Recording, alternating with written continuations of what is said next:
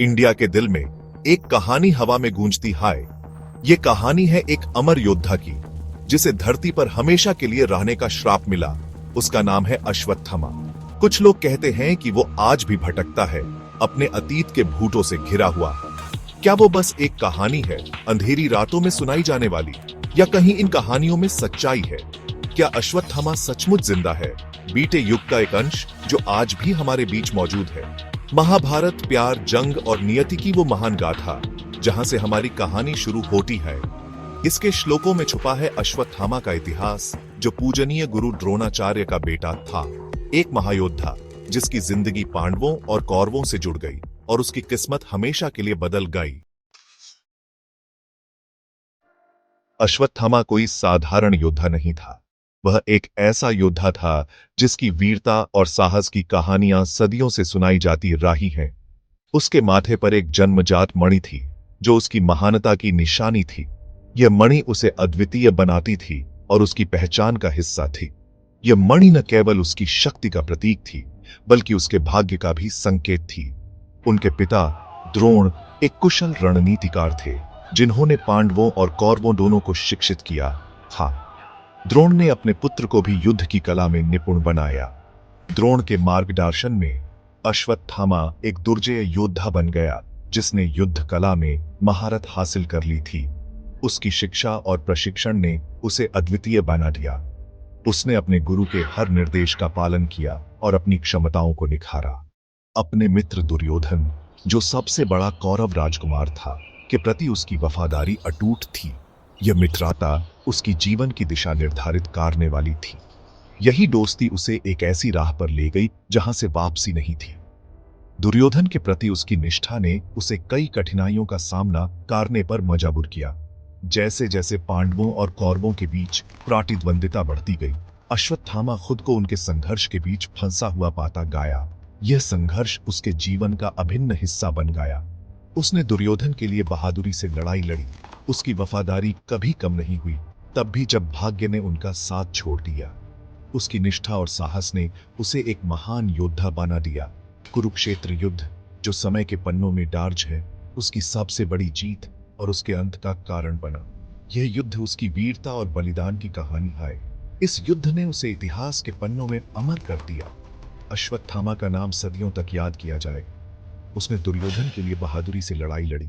उसकी वफादारी कभी कम नहीं हुई, तब भी जब भाग्य ने उनका साथ छोड़ दिया। उसकी वफादारी कभी कम नहीं हुई, तब भी जब भाग्य ने उनका साथ छोड़ दिया। तब भी जब भाग्य ने उनका साथ छोड़ दिया। कुरुक्षेत्र युद्ध, जो समय के पन्नों में दर्ज है, उसकी सबसे बड़ी जीत और उसके अंत का कारण बना। कुरुक्षेत्र युद्ध का 18वां दिन। अंधेरा छा गया था। युद्ध के मैदान को एक भयानक खामोशी ने घेर लिया था। हर तरफ सन्नाटा था, जैसे प्रकृति भी इस विनाशकारी युद्ध से थक चुकी ऐचो। पांडव सेना थकी हुई लेकिन विजयी सो रही थी। उनके चेहरों पर थकान और संतोष का मिश्रण था, अनजान उस खतरे से जो उन पर मंडरा रहा था। रात की चुप्पी में एक अजीब सी बेचैनी थी। दुहक और बाडाले की आग में जलते हुए अश्वत्थामा 2 और कौरव योद्धाओं के साथ पांडवों के शिविर में घुस गया। उसकी आंखों में क्रोध और प्रतिशोध की ज्वाला थी। क्रोध ने उसे जकड़ लिया था। उसकी हर सांस में प्रतिशोध की आग धधक रही थी। उसने अपने पिता, अपने मित्र और अनगिनत साथियों की मृत्यु देखी थी। हर एक की मौत ने उसके दिल में एक नया घाव छोड़ा था। उस रात जो हुआ, वो हमेशा के लिए अश्वत्थामा की आत्मा पर दाग बैंकर रह गया। उसकी आत्मा में एक अंधेरा छा गया था।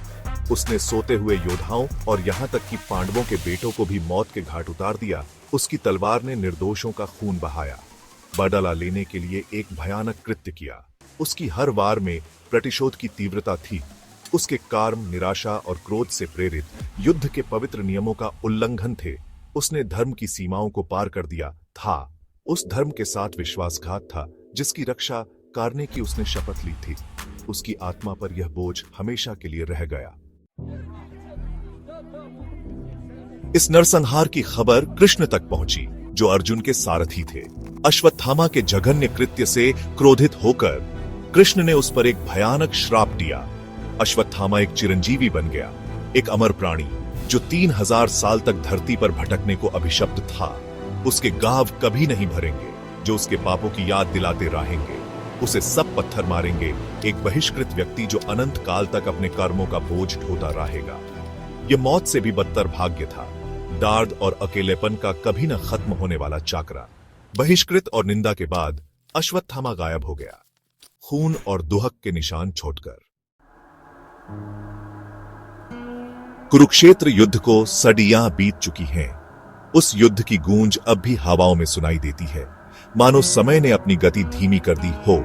साम्राज्य उठे और गिर गए, और उनके साथ ही कई कहानियां भी धूल में मिल गईं। शहर बेने और मिट्टी में मिल गए। लेकिन कुछ कहानियां ऐसी हैं जो समय की धारा में भी नहीं बही। लेकिन अश्वत्थामा की कहानी आज भी जिंदा है। यह कहानी पीढ़ी दर पीढ़ी सुनाई जाती रही है, मानो यह एक अमर कथा हो। हिमालय की बर्फीली चोटियों से लेकर रामेश्वरम के धूप से सराबोर तटों तक उसकी कहानियां हर कोने में गूंजती हैं। उसके देखे जाने की कहानियां सुनने को मिलती हैं, जो रहस्यमयी और अद्भुत हैं, जो पीढ़ी दर पीढ़ी अनमोल विरासत की तरह चली आ रही है। यह विरासत केवल कहानियों में ही नहीं, बल्कि लोगों के दिलों में भी बसी है। कुछ लोग उन्हें केवल लोककथाएं मानकर खारिज कर देते हैं और उन्हें अंधविश्वास का नाम देते हैं। अंधविश्वासी लोगों की मनगढ़ंत, जो कभी योद्धा रहे उसकी छाया है, जो कभी योद्धा रहे उसकी छाया है, उसकी छवि एक योद्धा की तरह ही डरावनी और प्रभावशाली है। 19वीं शताब्दी में एक अंग्रेज अफसर ने दावा किया कि नर्मदा नदी के पास उसकी मुलाकात अश्वत्थामा से हुई थी। उसने एक ऐसे आदमी के बारे में बताया जो बहुत लंबा चौड़ा था और उसके माथे पर एक गहरा गाव था। कुछ समय पहले 1980 के दशक में असम में वन रेंजर्स के एक समूह ने ऐसा ही एक व्यक्ति देखने की सूचना दी थी, जिसकी उपस्थिति से एक अजीब सी ऊर्जा निकल रही थी। आज भी तर्क और तकनीक के युग में कहानियां सामने आती रहती हैं। अलग अलग पृष्ठभूमि के लोग जिनका कोई आपसी संबंध नहीं है, एक जैसे अनुभव साझा करते हैं। क्या ये महज संयोग हो सकते हैं, या फिर वो किसी ऐसे शख्स की सच्चाई की एक झलक है जो समय से पार है? क्या अश्वत्थामा का अस्तित्व एक मिथक है, क्रोध और प्रातिशोध के विनाशकारी परिणामों को उजागर करने के लिए बनाई गई एक शिक्षाप्रद कहानी, या फिर वो सचमुच हमारे बीच मौजूद है, समय के चक्राय स्वभाव और प्राचीन श्रापों की स्थायी शक्ति का प्रमाण? हो सकता है कि इसका जवाब महाभारत के श्लोकों में ही छुपा हो। अश्वत्थामा की कहानी हमारे चुनावों की स्थायी शक्ति और हमारे कार्यों के परिणामों की याद दिलाती है। चाहे मिथक हो या हकीकत, उसकी कहानी आज भी लोगों को हैरान करती है, हमें अपने ज्ञान से पेड़ देखने और अपनी दुनिया के रहस्यों पर विचार करने के लिए प्रेरित करती है।